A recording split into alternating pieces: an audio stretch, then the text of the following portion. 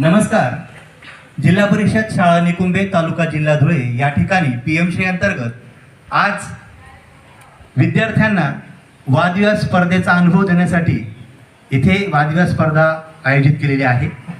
या वादविवाद स्पर्धेला उपस्थित आमच्या शाळेचे मुख्याध्यापक श्री अशोक पाटील सर यांनी या कार्यक्रमाचा अध्यक्षस्थान स्वीकारावं अशी मी त्यांना विनंती करतो. नमस्कार सर. त्यानंतर या कार्यक्रमाला उपस्थित या शाळेचे ज्येष्ठ शिक्षक माननीय श्री ठाकरे सर. नमस्कार. यानंतर या कार्यक्रमाला उपस्थित या शाळेच्या गुणलेखिका म्हणून काम पाहणाऱ्या शिक्षिका श्रीमती सोनाली बोरसे मॅडम.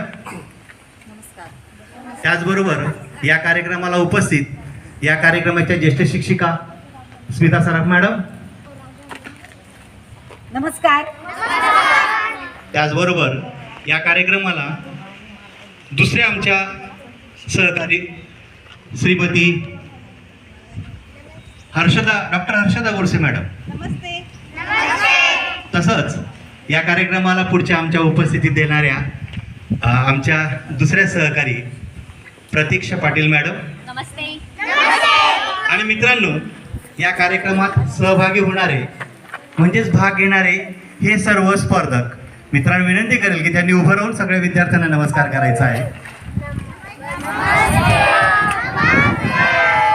आणि मित्रांनो, या कार्यक्रमाला पाहण्यासाठी बसा मित्रांनो, या कार्यक्रमाला पाहण्यासाठी उपस्थित असलेले आमच्या शाळेचे सर्व विद्यार्थी मित्र आणि मैत्रिणी, आपण सर्वांचं टाळ्या वाजवून स्वागत करूया. आता आपण कार्यक्रमाला प्रत्यक्ष सुरुवात करणार आहोत. त्यासाठी आमच्या विद्यार्थ्यांना मी वादविवाद करण्या अगोदर कुठल्या विषयावर वादविवाद करायचा आहे त्यांना, किंवा कुठल्या विषयावर बाजूने बोलायचं आहे का विरोधात बोलायचं आहे ते मी त्यांना थोडं सांगू इच्छितो. विद्यार्थी मित्रांनो, आपले हे मित्र आज ज्या विषयावर वादविवाद करणार आहेत तो विषय आम्हा सगळ्यांना ओळखीचा आहे.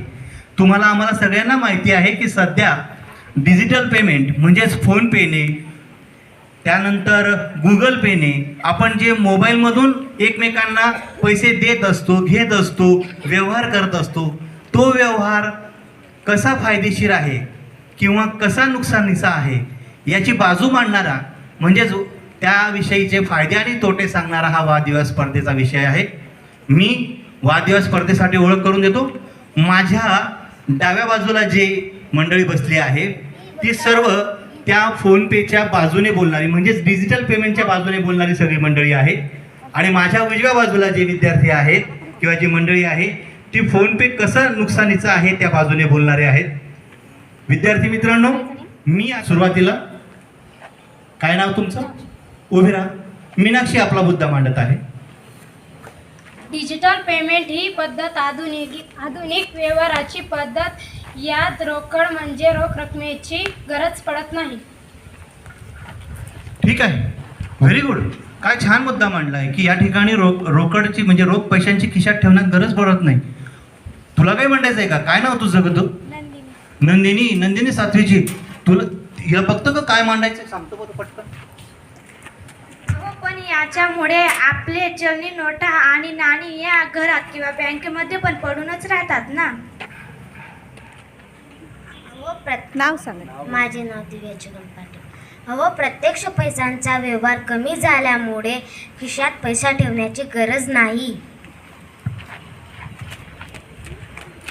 माझे नाव उदय. पण जिथे डिजिटल पेमेंट नसेल तिथे व्यवहार अशक्य होतो. माझं नाव दीपक. त्यासाठी आपण इतर नातेवाईक किंवा मित्राच्या खात्यावर व्यवहार करू शकतो. माझे नाव मयुरी. पण नातेवाईक किंवा मित्राने व्यवहार नाकारला तर काही किंवा नुकसान होऊ शकते. आता डिजिटल साक्षरता सर्वांमध्ये आहे, त्यामुळे सर्वजण मोबाईलचा वापर करतात. छोटे मोठे व्यवहार डिजिटलनेच होतात. माझे नाव नेहा मनोहर पाटील. हे बघा, पण त्यासाठी महागडा अँड्रॉइड मोबाईल घेणे गरजेचे आहे. याच्यावर मी बोलतो. माझे नाव मीनाक्षी आनंदा पाटील. अशी काही गरज नाही, पण आता 99% लोकांकडे अँड्रॉइड मोबाईल आहे. माझे नाव कल्याणी विश्वास पाटील आहे. मला असे वाटते की बँकेत डिजिटल व्यवहाराची गरजच नसते.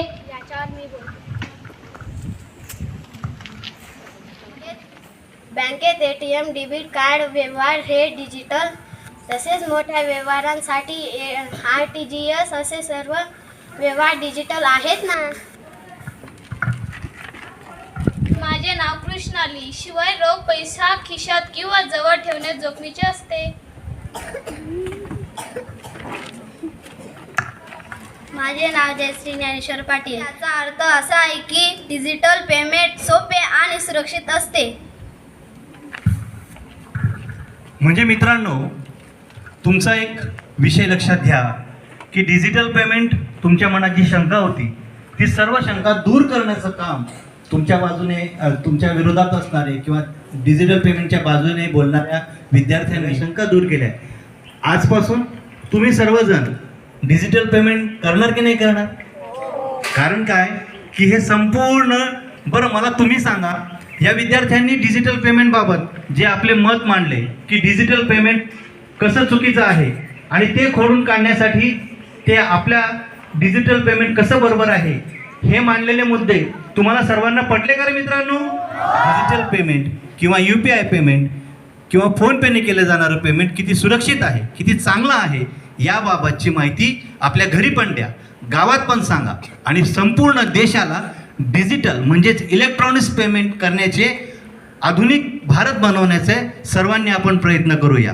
भारत वादविवाद स्पर्धा खूप छान झाली आहे. सर्व विद्यार्थ्यांनी सहभाग चांगला नोंदवला, त्याबद्दल सर्वांचं अभिनंदन. शिक्षकांचं पण, मॅडमांचं जास्तीत जास्त अभिनंदन. डिजिटल भारत विकसित भारत, डिजिटल भारत विकसित भारत, डिजिटल भारत विकसित भारत.